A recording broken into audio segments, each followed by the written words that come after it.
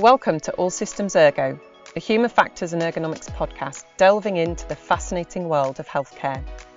My name is Fran Ives and I am a chartered human factors specialist. I'm naturally curious about people, and throughout this series I want to explore different areas of healthcare human factors and the people who work in this diverse discipline. Hi everyone, we're going to venture across the Atlantic today and speak to Ken Catchpole, a Brit working in South Carolina. The healthcare system in America is very different to our British NHS, so I wanted to explore what impact, if any, that had on healthcare human factors.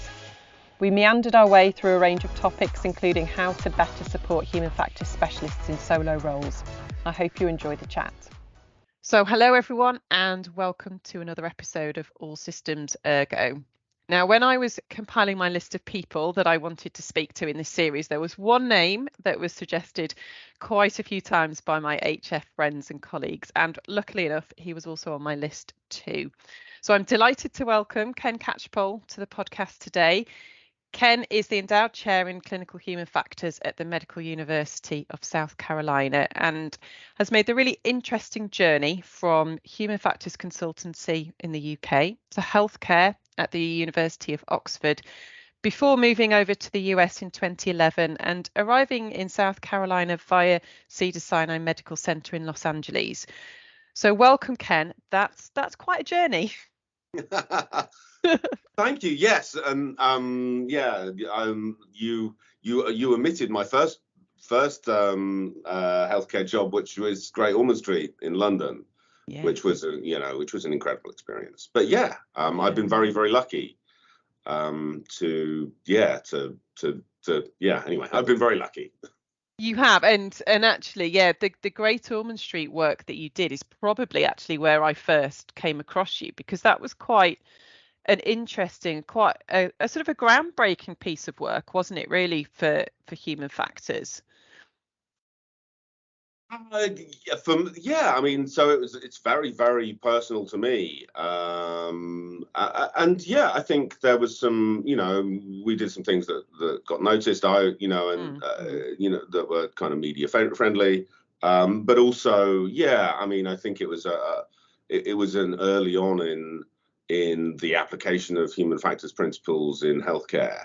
And I was very lucky to start doing that early, and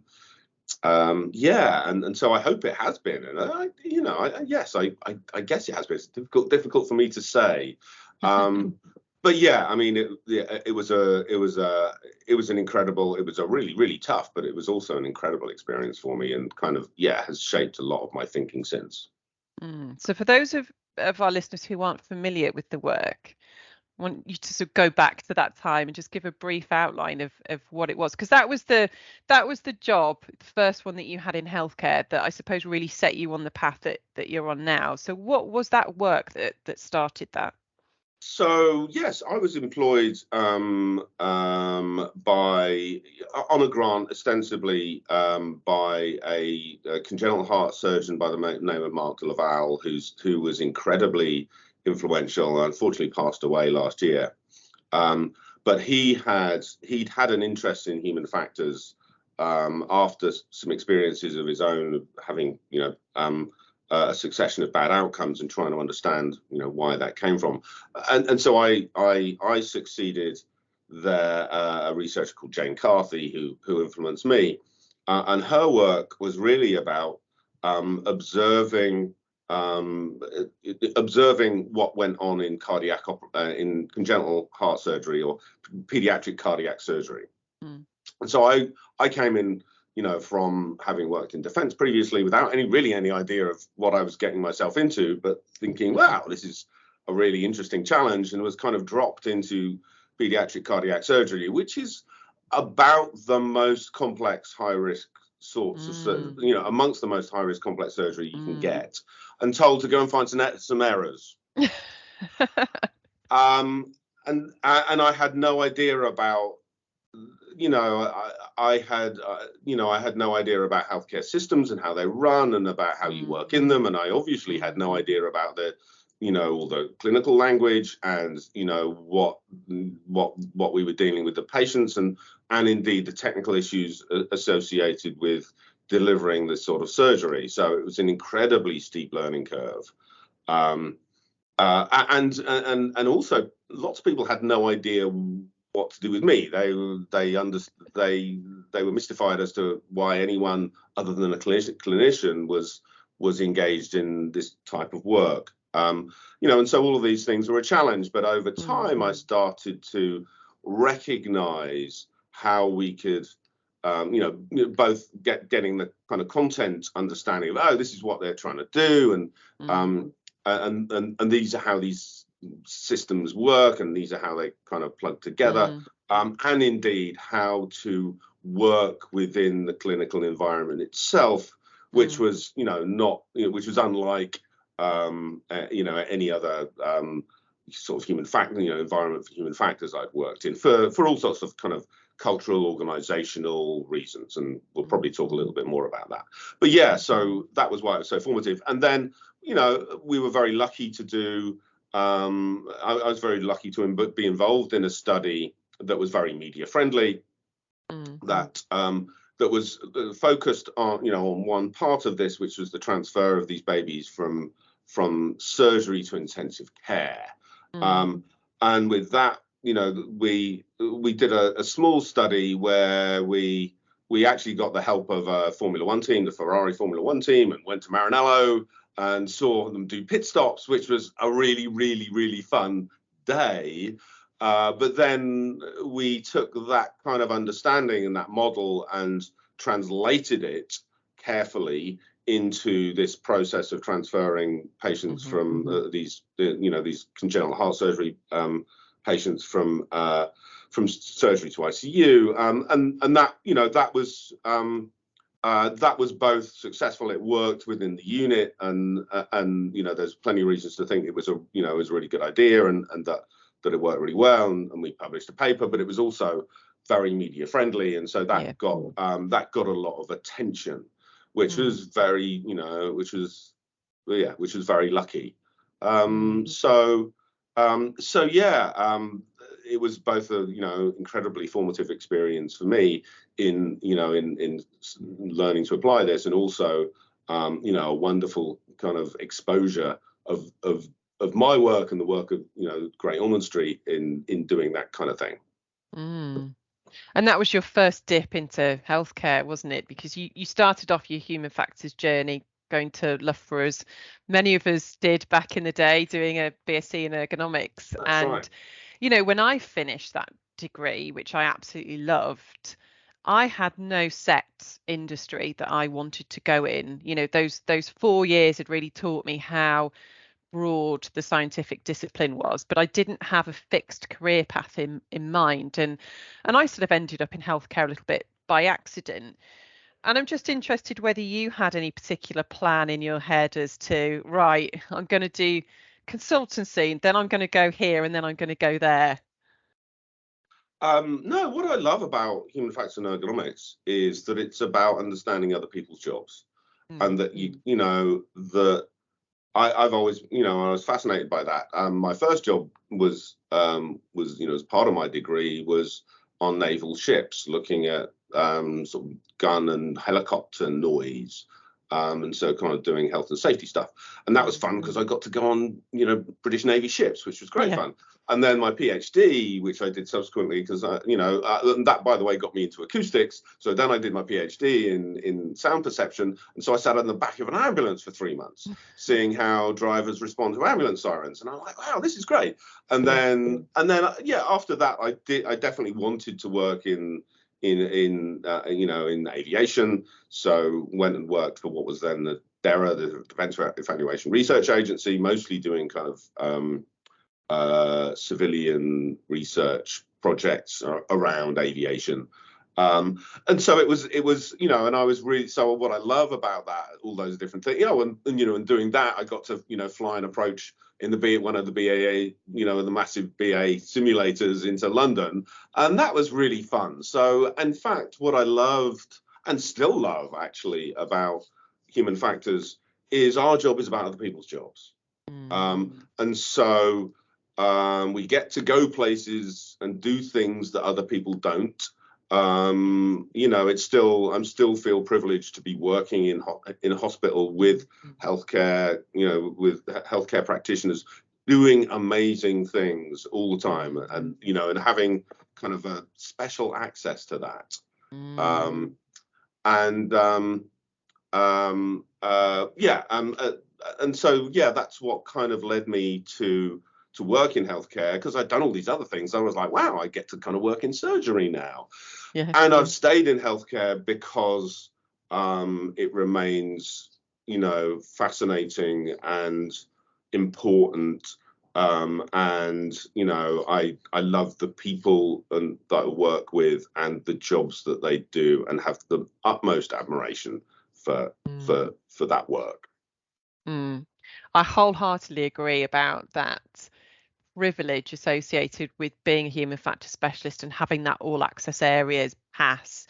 If I think about my time in automotive and nuclear and in healthcare, I've seen things that a lot of other people just don't see. Standing on top of a reactor in a nuclear power station, watching somebody's neurosurgery, all incredibly privileged places to be in. And certainly what I find in healthcare is, being a human factors person, there is so much to learn, so many places to go, that you can never possibly feel like you've nailed it all. And healthcare is such a representation, I think, of humanity in general. Just that there are so many different components to it. Yeah, absolutely. So the last time we met in person was pre-COVID, 2019, when I attended the Human Factors and Ergonomics Society Healthcare Symposium in Chicago. And I felt really privileged to attend because, I really, really wanted to explore what healthcare human factors was like in the US. Were you further ahead than us in the UK in terms of integration? Did you have whole teams of human factors specialists embedded within your organizations, or were we sort of comparable? And I so found it almost quite comforting to hear and talk to a lot of the HF specialists there and find actually we probably were quite comparable. We were doing similar types of work, and we were also experiencing similar challenges as well. Is that something that resonates with you? Would you agree with that, or do you think things have shifted from that point? So yes, and I think things have shifted a little. I think there has been in the US there have been there has been kind of forward movement. It's still in many ways challenging, and there's a lot of work, and there's a lot of people doing research, and I think many more people doing research in the US. Not all of a lot of it is not what I would term embedded, but we've got that too. So definitely we still have the same challenges, and again, I guess something we're going to talk a little bit more about later is the nature of doing this work, from a kind of professional point of view, and the people I talk to all over the if you like the Western world, Australia, New Zealand, parts of Europe, the UK, the US, all the practitioners, all the people doing this work in clinical settings have very, very similar experiences, of a whole set of challenges. And so that doesn't change. In the US, what has changed, I think, is that there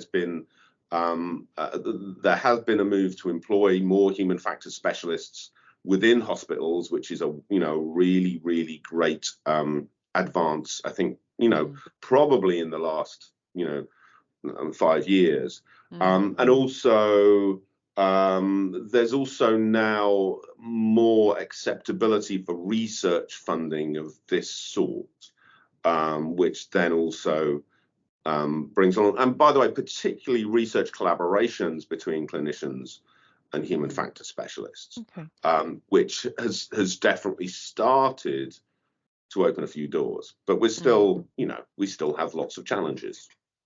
Yes. One of the things that really sticks in my mind from coming over in 2019 to Chicago was the Human Factors Transforming Healthcare Network. Yeah. So you were one of the founding members of the Human Factors Transforming Healthcare Network, which is a group of HF practitioners embedded in healthcare around the world. And when I attended the launch, I was immediately sort of struck by the purpose of the group and how much of a chord that really struck with me. Because, we've mentioned, haven't we, that often you are a single person in an organization, and actually you want to be able to have a network of people, or I certainly did anyway, to sort of say, what resources are you using? What does your job look like? I'm stuck with this. You need that sort of peer-to-peer support, or that's what I really crave from my years of being a sole practitioner. Yeah. And I was really inspired by that launch to a few years later set up on a much smaller scale a community of practice in the West Midlands region. But although it's smaller, the philosophy is very similar in that it's about sort of scooping up all of those people that are dotted around and actually providing some kind of support, a safe space where people can sort of grow and develop and be able to ask questions that they might just have no one else to ask in their own organizations. What more can we be doing, or should we be doing, to support these people?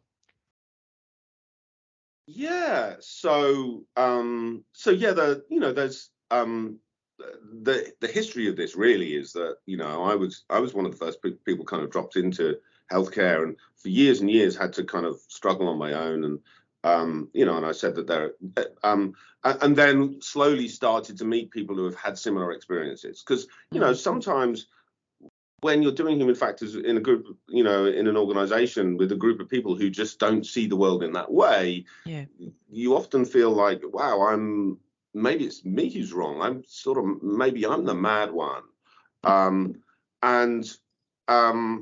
And yet, also there's this thing when, because a lot of what we do is about safety and, risk management, when things go wrong, you can feel complicit in some of the things that go wrong. And indeed, at one point I had, when I was doing sort of observations in surgery and seeing lots of things, go wrong, not necessarily catastrophically, but, lots, if you like, near misses. Then I had at one point a safety researcher tell me that I was the problem for not reporting this.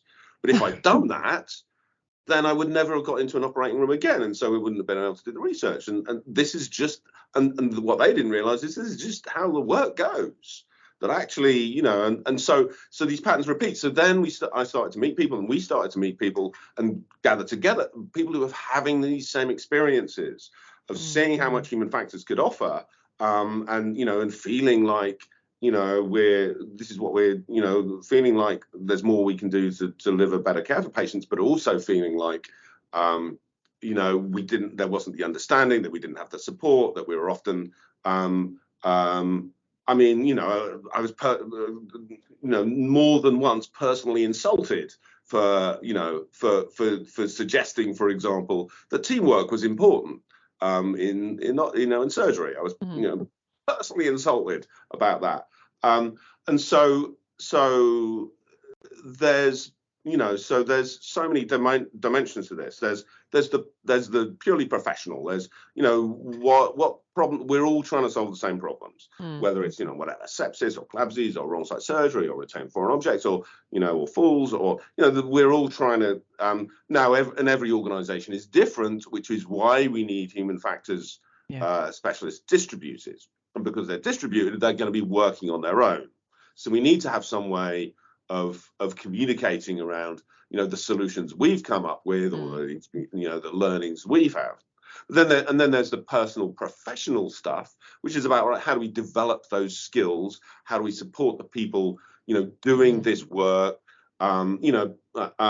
it's it's like over 20 years since I had any formal human factors like education, if you like. But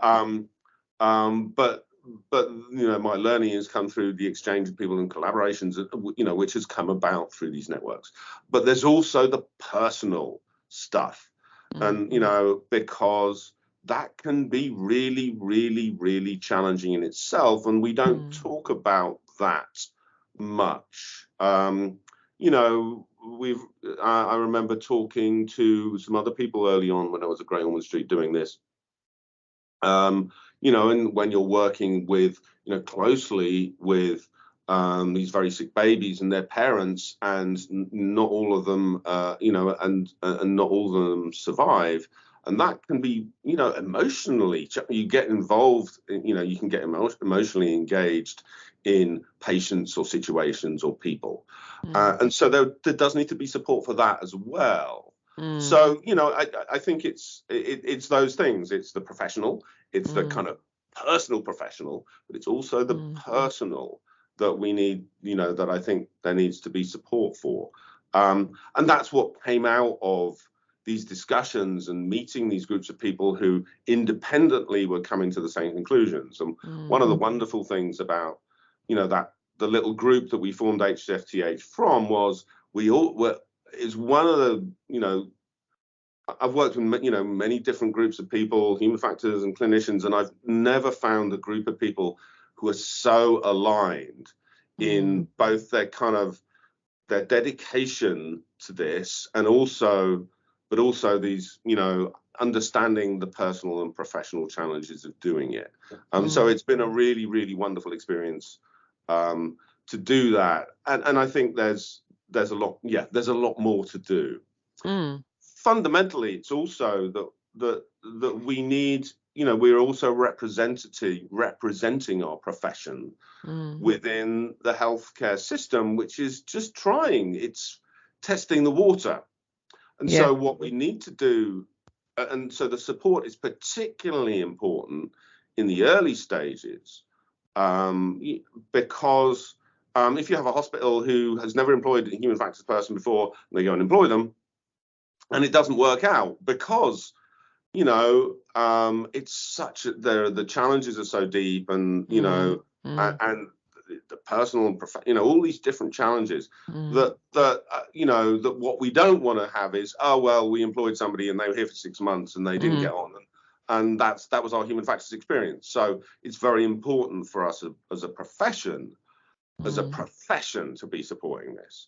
And this is where we get to some of the stuff I've also written about, which is I think that this is a new form of the human factors profession, because unlike most other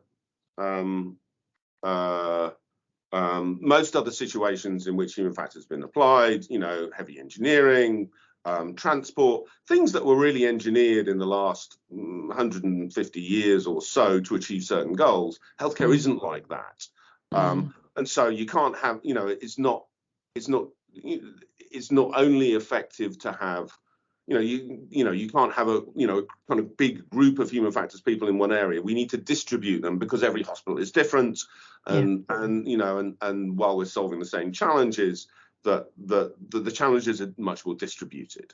Unlike whatever Boeing, where you can have a collection of people, or those sorts of examples of where you have groups of human factors people working basically in an engineering situation. We've actually got kind of distributed human factors professionals, often working in environments that have no recognition of human factors and don't really think much about engineering.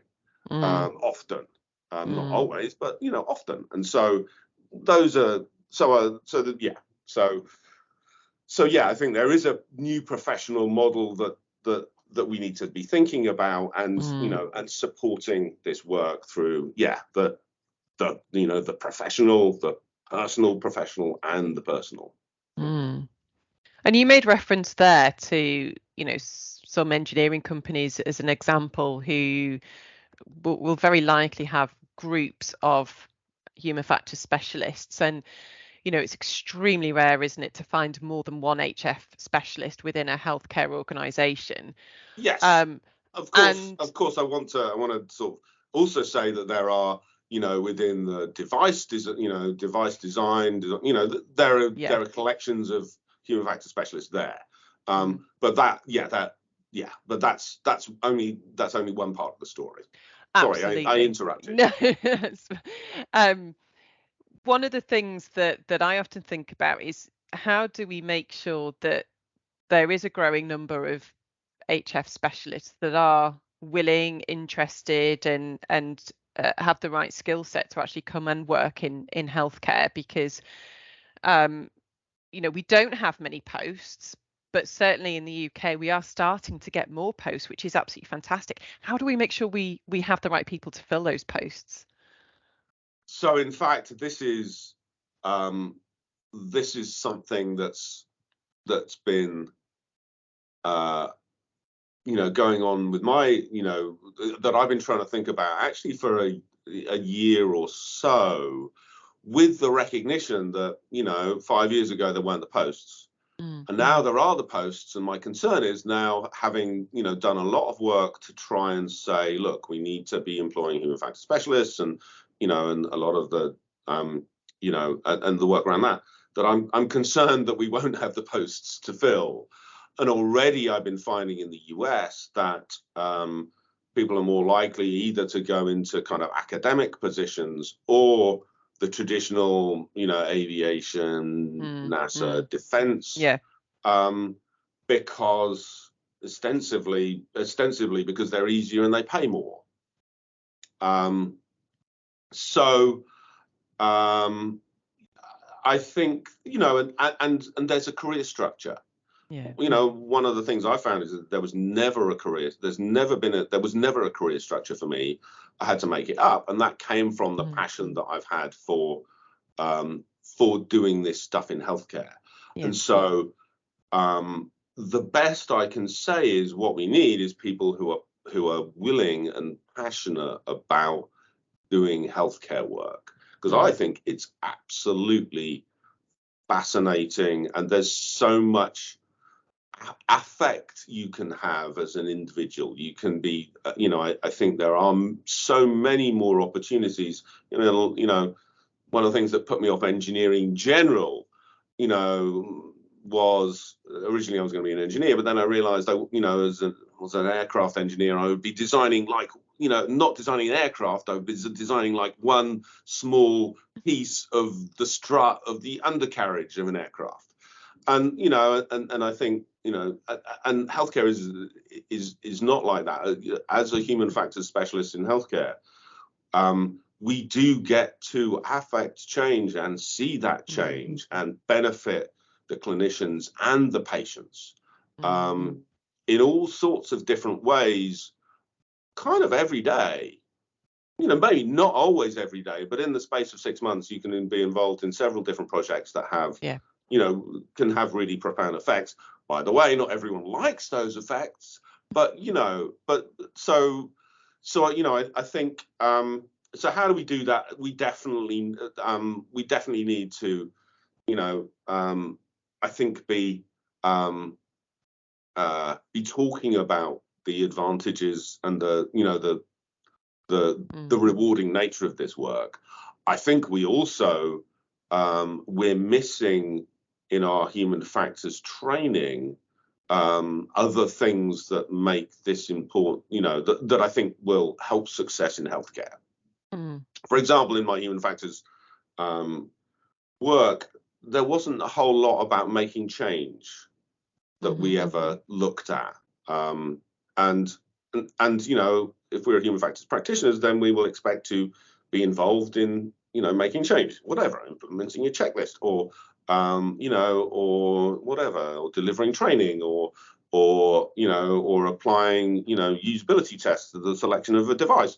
And then doing the politics around how we, why usability is important, and why we should be selecting this device and not that device, or the stuff we did with whatever in Oxford, rearranging drugs cupboards so that it's clear and logical, and you can see everything. So designing that, and so my human factors courses, economics courses, never taught how to make change.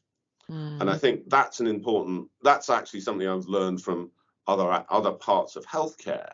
And I think, and my guess is there are also all sorts of other specialist skills that go into being successful in healthcare that are not being taught right now. As Liz Lizara, one of my US colleagues at Embry-Riddle, says, though, if we're going to teach that, what do we remove from the curriculum so that we can do that? So it's about helping, I think, the people coming through to understand the advantages, of working in healthcare, and I think appealing to that passion, and the fact that we get to do good things for good people, and I think there's also more we can do to have or to think about the specific case of healthcare, which I've said I think is a different professional model, and the training the specific training that might require to do, and then about having networks to support people, because it's challenging.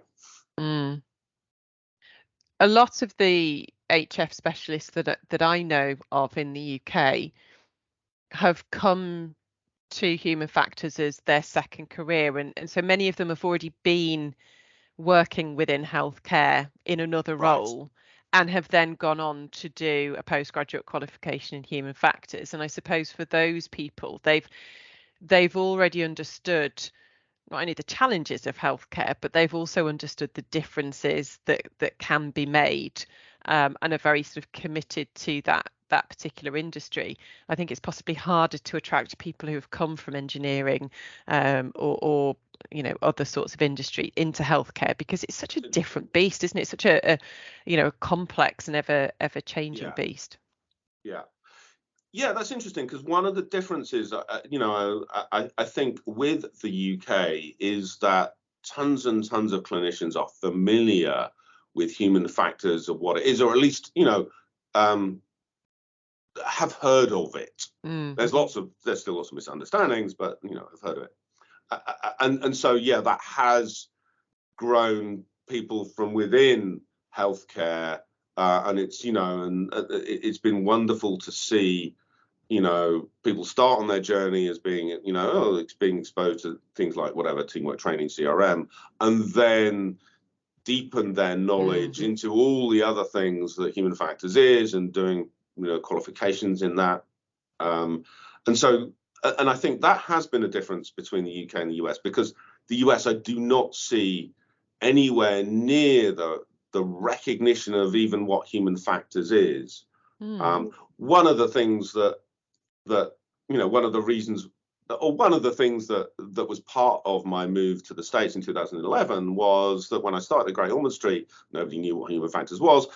And with people like, Martin Bromley, who's been incredibly influential for spreading the words and the ideas, and, some of the ideas, by the time it got to 2010, I felt like that message had got right across the NHS, that tons and tons of people had heard of human factors and were talking about it, and, were doing it in various ways. And then I got to the West Coast of the US, and nobody had any idea what human factors was, or systems thinking, or any of that. And so it felt like going back a few steps, going back quite a few years, and still that's the case. I would say that by and large, people haven't heard much about human factors. That's changing, and of course it's a reflection of the fact that the US is just bigger, and there does seem to be slightly more understanding of this on the East Coast. But that growth from within healthcare has definitely been slower. Oh, that's really interesting to hear. And do you think that the way that healthcare is organised in the US, which is so different to the NHS here, do you think that's had an impact on how well known and integrated human factors is in America? Yeah. So on the one hand, it's allowed us to, I think it's definitely been the reason why we've been able to have many more, embedded practitioners here, is that there's much more kind of focus on cost and efficiency, and indeed, I guess there's those and like an overhead, more of more funding available for improvement specialists, that kind of thing. I think that the flip side is that there's not the sharing between organizations, because they're all kind of in competition with each other. There's not the sharing of organizations of incidents and data and knowledge. I talk to some of my colleagues who have to be very careful about what they talk about outside their organization, which is a problem when we're talking about safety related incidents or patient harms, which I think is a better word, because they're often caused by the similar things, but across different organizations, and this kind of, they're much more distributed. So you have the same device that's creating, that has whatever, this spray problem that's creating harms here, and this organization X and organization Y, but they don't talk to each other. So they see it as an individual personal problem, rather than saying, oh wow, we're all having the same problems, we're all using the same machine. So there are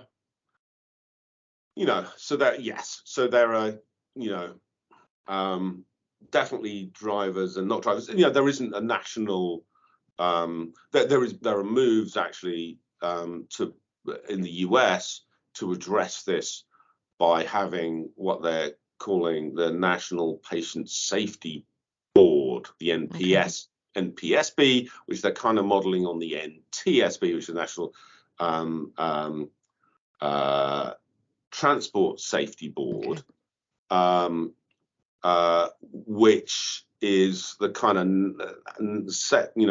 nationally oversees safety and accidents associated with transport. There are really exciting moves to do that across the US, which would provide this joined up, much more joined up thinking, provide a kind of one source for this, because it's, in the US, it's very disjointed.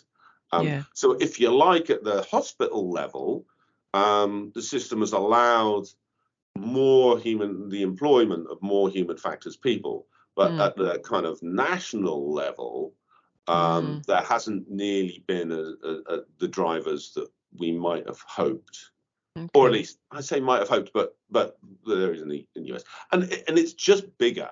If you look at how quickly the idea spread in Australia compared to the UK, Australia, was and probably still is ahead of the UK. So there's definitely a function of just the size of a country and how quickly ideas can spread. Well, that's interesting to know, because obviously we're very used to sharing and learning from others in the NHS, and we sort of forget that actually a completely different healthcare system and one that's organised incredibly differently can mean that actually that is much harder to do, and that learning and I guess a sense then of people constantly reinventing the wheel, because there isn't that national sharing of best practice, which is quite different. Yeah, and that's also, and that's right. And there's also real concern about how your hospital is viewed.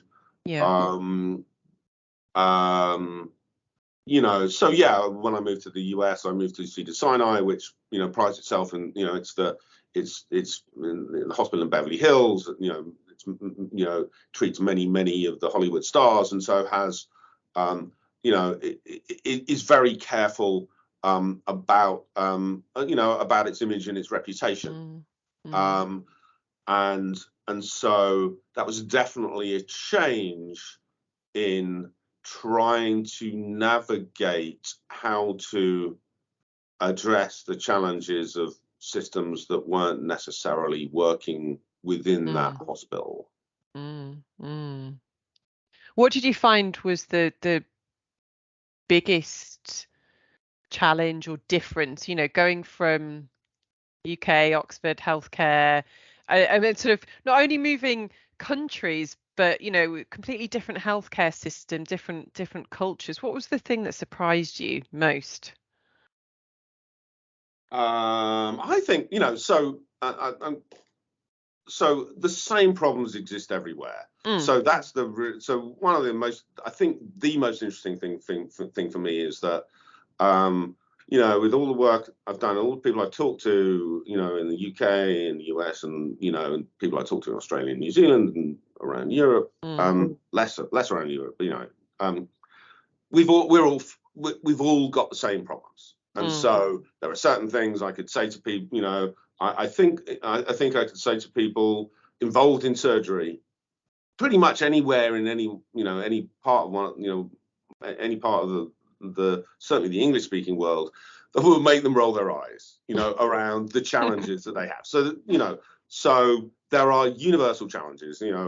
My classic example of this is preference cards, where which are what we call the if you like the things that a surgeon writes down that they need for their surgery. Yeah. And so I sort of joke that you can get any surgeon in the Western world to roll their eyes if you talk about preference cards, because this is a notoriously unreliable system. Yeah. And because it's so unreliable everywhere, it must be a deep and challenging problem that nobody. And by the way, if somebody wants to solve that problem, they could make $1 billion. But it's not easy to solve. So anyway, but so there are many similarities. I think the thing that I found that I didn't expect was hierarchy. Okay. That physicians run organizations. They're the most important people in the organizations. They bring in the money into the organizations. Sometimes you can't make changes that would make sense from a human factors or safety point of view because the physician says no. And that's the same in the UK, but the hospital will be reluctant to apply any pressure because that physician will say, well, I'm bringing in all these patients and all this money. And if you're going to tell me to use a checklist, I'm going to go to the hospital down the street that isn't going to tell me to do that. Okay. And so and that's, one of the kind of grosser implications, but actually there's much more a sense that if you're not a physician, even if you're a nurse, then you're kind of not treated. You can be treated as a second-class citizen. So there's a far higher, and I was surprised about it, indeed, in hierarchies in general in healthcare. One of the first shocks was the fact that my boss at Great Ormond Street, I was told, oh, you should call him professor until he calls you otherwise. And I was like, I was just used to using people's first names, which is kind of what you do in academia. Yeah. So anyway, that was a bit of a shock. But it's even more pronounced in that hierarchy is even more pronounced in the US. And, so one conversation I had once with some people in an organization, there's this interest in how we can improve, reduce hierarchy, by training people. And so they trained their nurses in how to speak up. Okay. And I said, one of the things that might help in lowering their hierarchy is using first names, which is, by the way, is what they do in Australia all the time. Okay. because this organisation hadn't, as far as I know, trained their physicians in being able to listen down. They'd only trained the nurses. And I said, well, another way to do this would be to have, doctors use first names. Oh, well, we asked them that and they didn't want to do it. So it was, so you're spending all this money training nurses on being able to talk up, but you're not willing to address the much deeper and more pronounced hierarchy that physicians like to have. So it was like, what? Do you really think that's going to be effective? Training nurses to talk to talk up to clinicians who clearly don't want that to happen. So yeah, it was. That's that. Yeah, and there's yeah. Anyway. And I can imagine, for someone who is perhaps fairly new into the human factors profession, to actually maybe be a sole practitioner in an organization and really have to fight or feel like they're fighting for human factors to be heard and implemented. It's quite a daunting prospect, isn't it? Which sort of goes back to our previous conversation around supporting people. Yeah. I personally really struggle with this because knowing when and how to fight battles is really hard, just because I see, so I'm really I feel bad at being able to make those judgments, of either upsetting people or not challenging them enough. And upsetting people because you challenge them too much, or, and I feel like that's one of the things that I'm particularly bad at. I'm not very good at delivering bad news to people in a way that they will like, or indeed challenging these views of, if you like, mistaken views of human factors, for example. So yeah, that is a real challenge. I find that the best strategy is to have people you can work with, if you like, have a small number of people who get it within your organization, and who you can have a relationship with, where you can have real discussions with people, who aren't going to be yes people, because actually, it's really important for us as human factors practitioners to be challenged by the clinicians we work with, because we don't have all the answers, and we don't always understand the context. But yeah, having people to work with who get it, where you can have these real conversations, I think is the best way to do it, and having, and that, for me, that comes through, either regularly working with people on projects, or as I do here, working every week with the safety team, where we have these discussions. So I'm involved in all the root cause analyses and a lot of that. So there are people who get to know me and where I come from, and so I can be confident in saying, oh, what about this? And they'll say, yeah, Ken, you're absolutely right, but today we can't deal with that. Okay, all right, but you understand, so so those are the sorts of things, and that's, and I think that is one of my most, if you like, pieces of advice, if anyone wants one, is to find, you don't need a large number of people, but maybe that works for you, but having a small number of people who get it and are willing to help you understand the politics, or in some cases make a case for you, and having excuses to have regular interactions with those people. Yes. Yeah.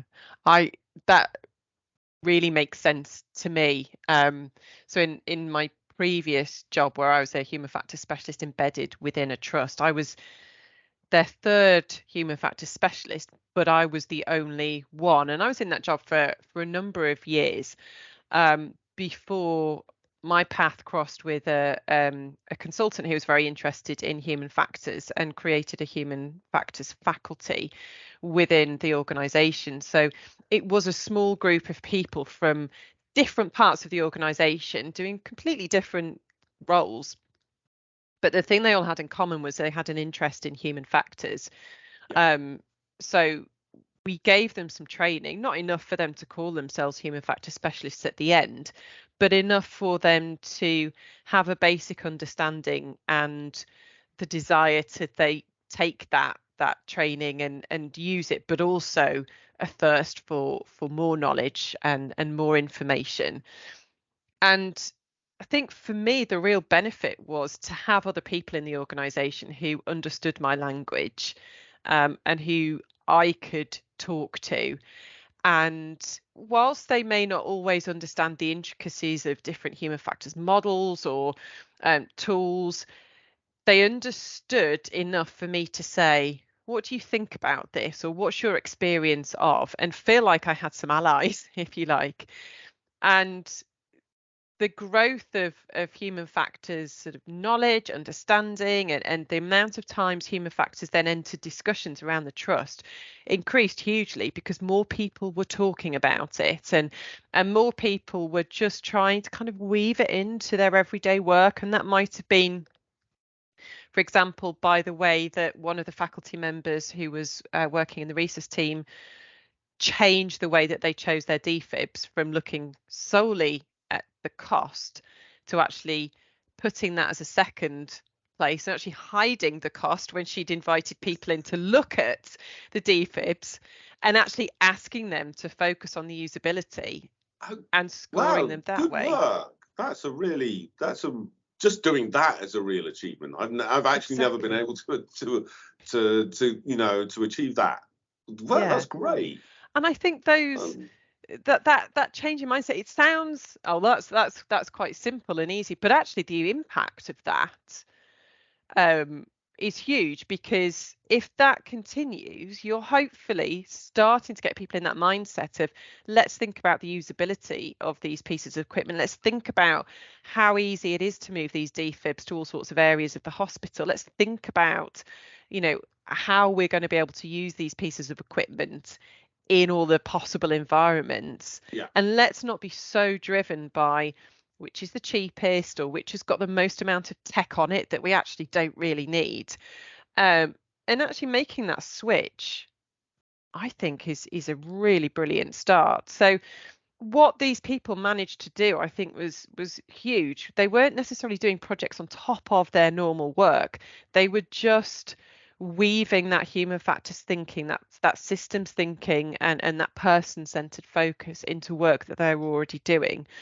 And I think that's a really nice way of starting off. But for me, I felt like I found some friends, some allies, and some people who understood what I did, which was hugely beneficial. And I just loved having that peer-to-peer support. Yeah. Yeah, no, and that's a real achievement. That's something that I think is so important, so valuable to do, that thing of, hey, let's just, before we spend, whatever, £1 million on whatever, buying a bunch of these devices, let's actually look at their usability. And and I'd love to learn from you about how you did that, because that's something that I haven't been able to do. And actually reflecting on it, I think it's partly because US hospitals are really, really big, and so and have all sorts of people whose responsibility is to do X, Y, and Z and Z, and they and sort of treading on, you can end up treading on people's toes, and people get very, very territorial. One of the things I have to think about very carefully is people's power base. And it's kind of a vague concept, but it's it's what it's the areas where people think they have autonomy within their work. And if you come along and threaten that and say, oh, well, the selection method you've got for selecting your devices, doesn't include human factors, they'll say, what is human factors? And no, it doesn't. And yes, I do that anyway. And so I think that, I'd love to learn more about how you actually did that. There's a certain sense here, and in the US, there's this whole thing around kind of implementation science, but it's how you understand how to make successful change. What did you just get lucky and find the right people who are influencing that process in the right way, and you managed to get, or was there was there more to it than that for you in strategy that could be replicated elsewhere? I mean, I think in some sense we were lucky with the people. It was an application process, and so people who were interested had to apply to be part of the faculty and had to be interviewed by quite senior people within the trust. And actually what was important was not what level of human factors knowledge they brought to the table, but that sort of openness to learn and that desire. And what I often found was that the people who became part of the faculty had quite often been thinking from a systems perspective quite naturally. They didn't know that was human factors, but their natural way of looking at things really lent itself to then developing their human factors skills. Right.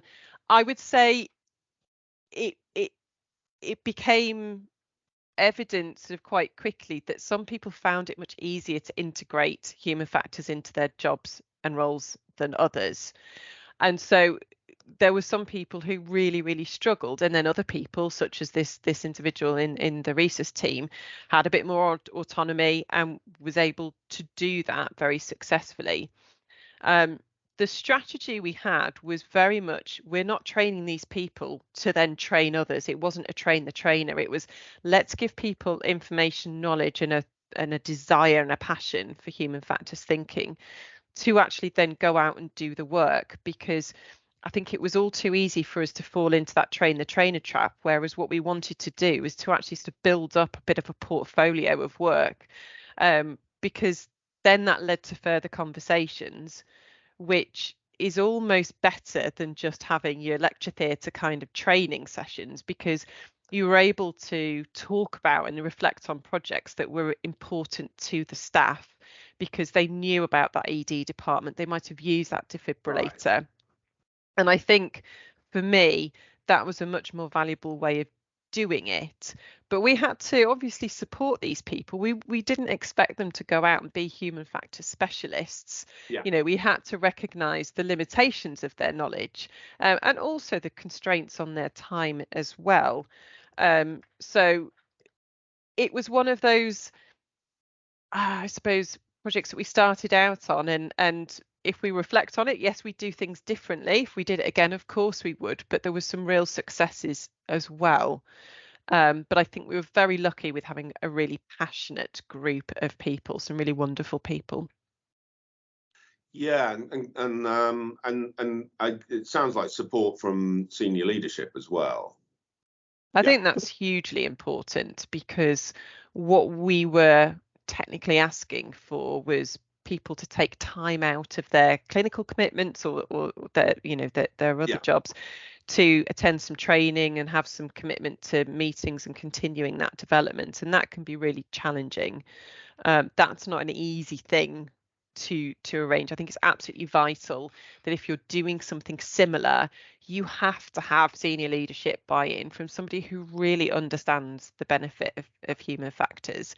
And I think you have to sort of understand who that person is, who's the right person to do that, because they have to really back you and support you, particularly when you're sort of going along and asking for time and money.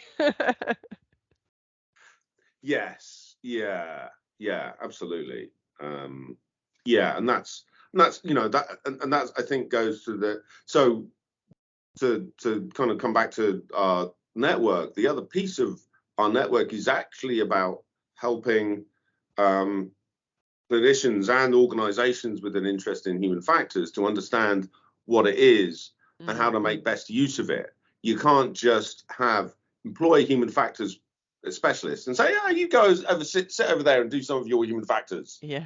Actually understanding that you've got to support, that it's got to be supported organizationally. I've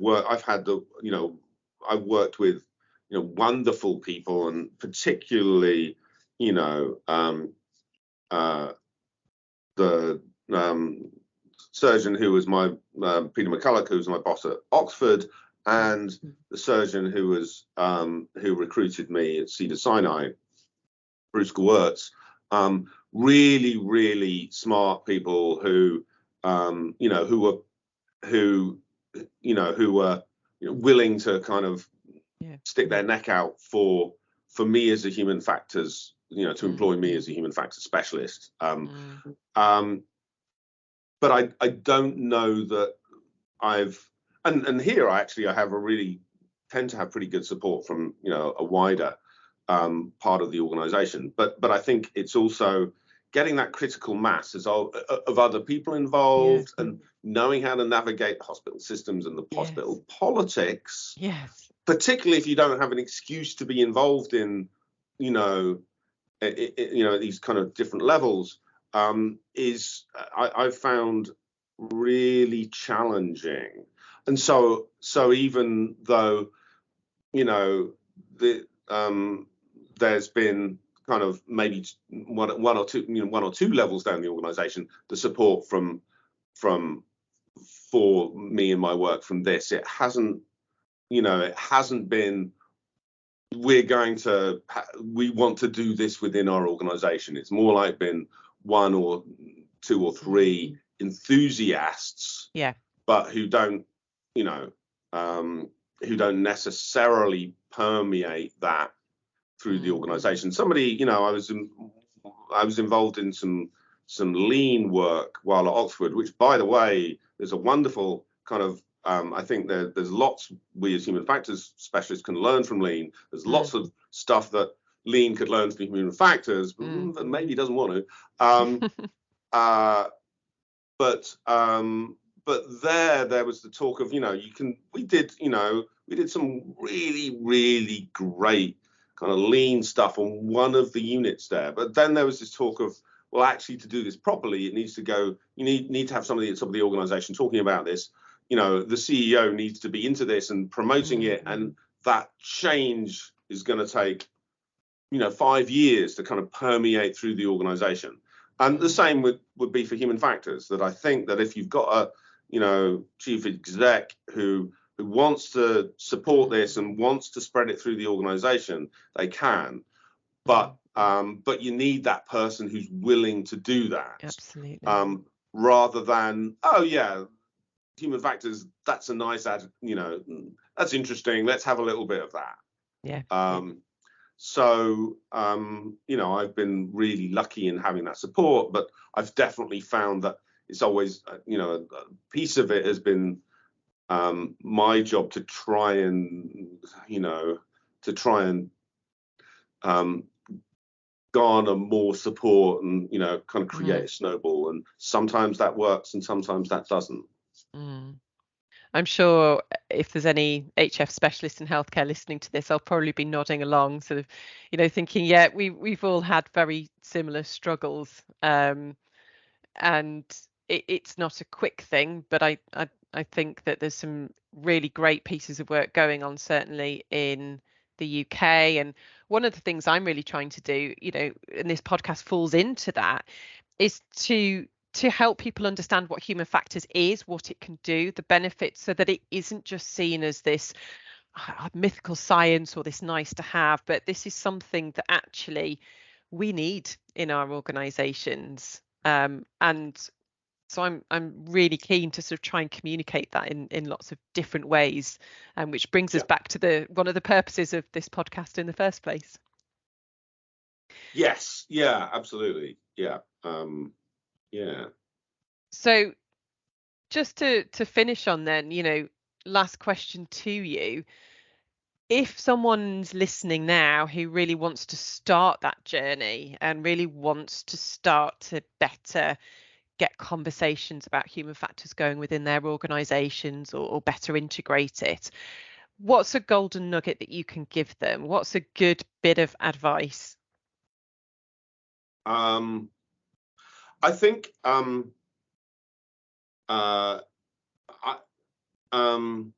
aside from the things we talked about, find the people who can support, who get it, who are interested, who support you, who are really important.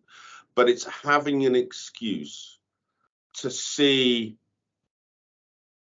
some of those people on a regular basis to work on something together. So get yourself inserted onto an improvement project. Or try and get involved in, in the root cause analyses that are happening. Try and, if there are, and by doing that, you then get to kind of, to be able to see people on a regular basis. I was talking about this with a surgeon here in the US who's done a really great job in trying to, it's like it's often like, it's the kind of proverbial super tanker that you're trying to and you can't change it through rapid, you're not going to come in and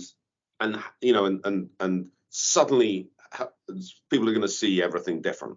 So there's this drip feed of ideas and concepts and ways of thinking that you've got to keep from a drip feeding to people over time. And then they'll, maybe they've come to human factors through, whatever, the teamwork training, CRM type stuff.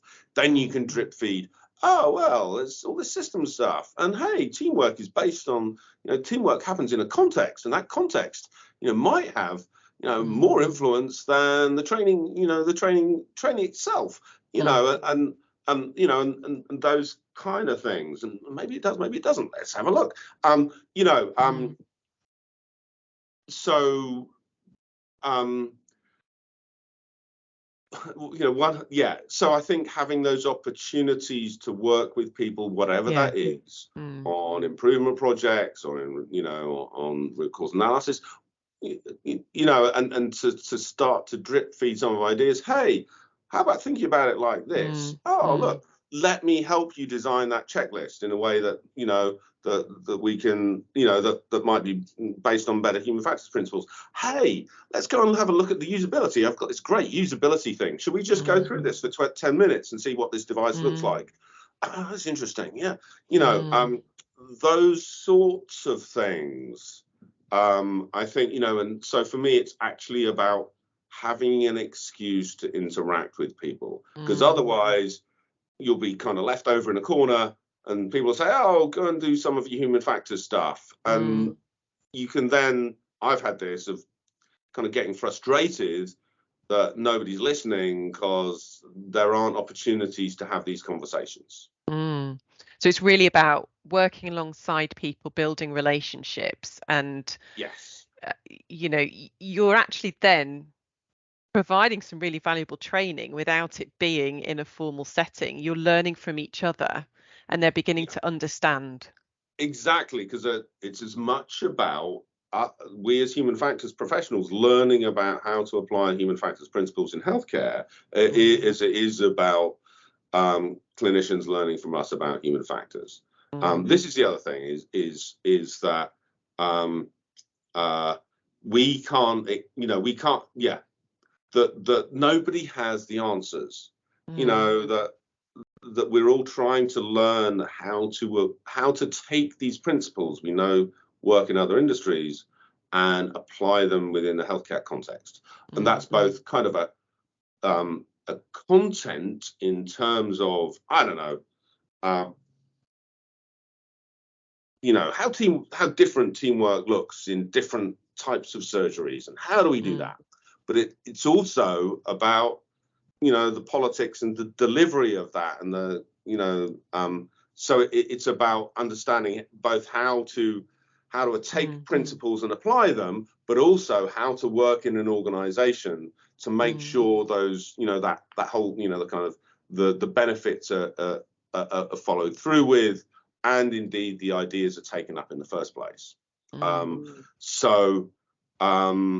Yeah, it's as much about us working with clinicians to understand how we can, where we can leverage some of these ideas, as it is about us, helping clinicians to understand, the wider systems thinking, human factors, engineering context that sometimes they don't see.